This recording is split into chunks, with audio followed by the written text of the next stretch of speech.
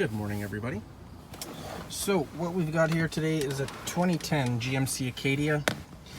Got a problem with the parking brake. Basically the parking brake's not holding. I've tried adjusting it without taking the rear brakes apart. You can actually do that by taking the wheel off and popping the rubber plug out on the rotor and just turning the adjuster with a large screwdriver. That didn't seem to fix the problem. It seems as though the parking brake cable is intact and working correctly, and the vehicle is actually trying to apply the parking brakes, but I have a feeling that the shoes are actually just kaput. So we're going to take it apart and show you guys. Take a look back here. The parking brake shoes are actually located inside the rear rotor on this thing. So I'll take it all apart and I'll show you guys. So first things first, guys, we're gonna want to remove these two 21mm bolts here at the back. Keep in mind these have thread locker on them from factory, and you're gonna want to clean them up, apply some red thread locker when you're reassembling it, and torque these to 148 foot-pounds.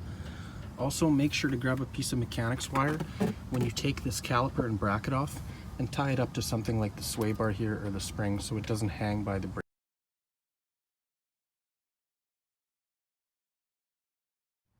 Now that you guys have the caliper hung, you're going to want to take a T30 socket and remove the little Torx locating rotor screw.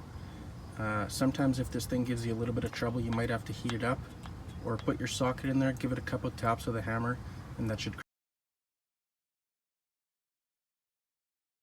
Hey guys, as you can see, our diagnosis was right.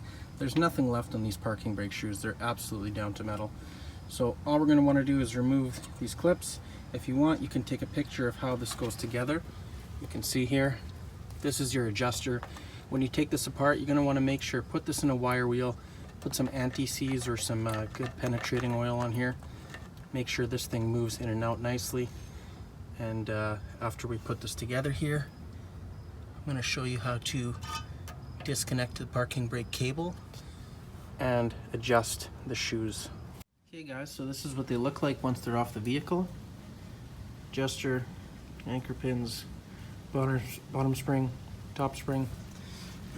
Basically, easiest way is I mount these with an anchor pin loosely, get the adjuster in there loosely, get a spring in there, get a spring in there, and that's where we're going to pick it up next on showing you how to set the proper tension on these shoes for when you're sliding your rotor on. As you can see, assembly is basically the reverse of disassembly.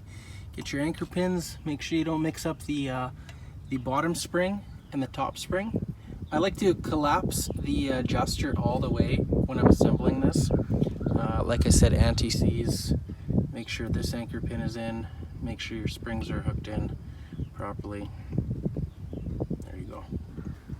Now when you put the rotor on, you just want a little bit of tension, because as you can see, as you're driving down the road, this isn't actually applying. This only applies to here when you push the parking brake pedal. So you just want a tiny little bit of resistance. This thing will actually auto adjust as you reverse the vehicle over time, so we don't have to worry about that too much. Make sure you torque your wheels, re-torque your wheels, keep your stick on the ice. Have a great day, guys. Take care.